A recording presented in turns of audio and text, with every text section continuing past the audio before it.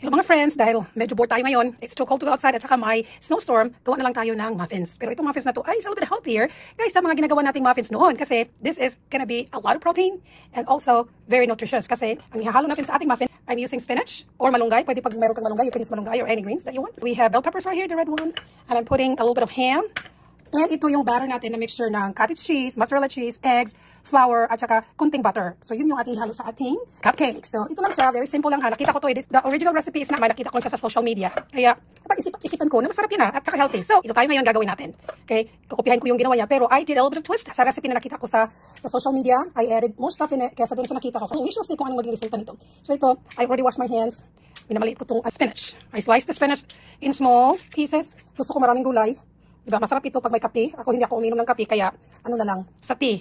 So this is gonna be a bit healthier kaysa typical na muffins. So ito yan. Tapos, ito kunting bell peppers. Kunting-kunti lang para may room pa yung ating batter mamaya. So yan. Tama na yan siya. Masarap na yan mamaya. Yan. You can add any other toppings kung gusto nyo. Gusto nyo subukan. Yan, ang ganda-ganda no. Very colorful yung ating muffins. Mga friends. Kaya yan. Save natin yung iba mamaya pag may sobra tayo dyan. Tapos, lagyan natin siya ng konting bacon bits. Kunti lang para hindi siya masyadong kahit a little spice, diba, sa ating muffins. Yan. Like I said, marami itong protein. Kaya masarap itong pwede siyang pang breakfast, pwede siyang pang snacks. Any time of the day, you can eat this one, ha? Pag nanonood ka ng movies, lalo na ngayon, malamig maglabas. Yeah? Habang nanonood ka ng mga Filipino movie marathon or mga Korean movie, ano ba yan? Mga Korean teledrama. Ano ka na lang ganito para may mas naka instead ng mga chips yung snacks mo. Ito na lang, mas healthy, diba? Ayan. Tapos, lagyan natin siya ng konting ham. Talagang marami ito, ha? Maraming meat. Kasi I am a meat lover talaga. So ito, at least ito walang sugar. Pero naman siguro siyang konting sugar kasi itong mga ibang nilalagay ko dito may mga sugar naman ito. Pero at least I'm not adding more sugar to it. Kung ano man yung nandyan sa mga meat na sugar, yun na lang talaga ang kasama niya. So yan yung ating ham. Ngayon lalagay na natin itong ating batter. Mga 3/4 lang kasi baka tutubo siya diyan. Wow, ang ganda-ganda. Ang sarap nito mamaya. Sige, tingnan natin ha. Yan. Dagdagan lang natin siya pag mayroon pa mamaya. So ito, dapat nilagay ko palat sana siya sa ano. I think I'm gonna need a spoon. Ito na lang kutsilyo. Yan. Tapos dito, dagdagan natin. I'm sure masarap ito kasi lahat ng mga hinahalo ko masarap naman. Pero pag hindi nyo peg yung yung spinach, you can always use different type of green vegetables, I guess. Akala ko kulang yung ko, ang marami din pala. Okay lang, lagay ko na lang siya sa isang lalagyanan. So yan na. Ito, madagdagan natin ng konti. Hindi na makikita yung mga meat. Ewan ko lang ha, dati I never baked. Pero ngayon tumatanda na ako, parang gusto ko magluto. I don't know why.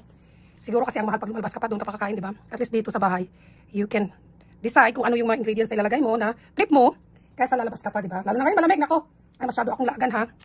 Pag malamig, ayokong lumalabas talaga. Ayan, nakita ko yung green dyan. May green pa siya. Ayan.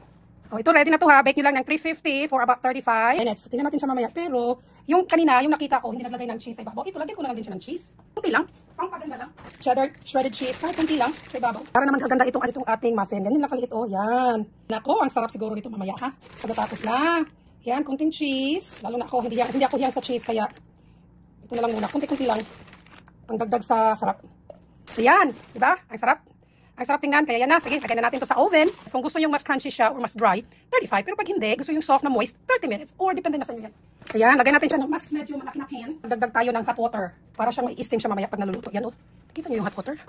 Yan, lagyan tayo ng hot water dyan. Hot water. Para na-i-steam siya habang nagluluto. Tapos lagyan na natin siya sa oven. Ooh, sarap. So picturean muna natin siya ng before. And then mamaya, picturean natin siya ng after. Ha? Dahan-dahan. Look how pretty that comes out. Yay, yay, yay.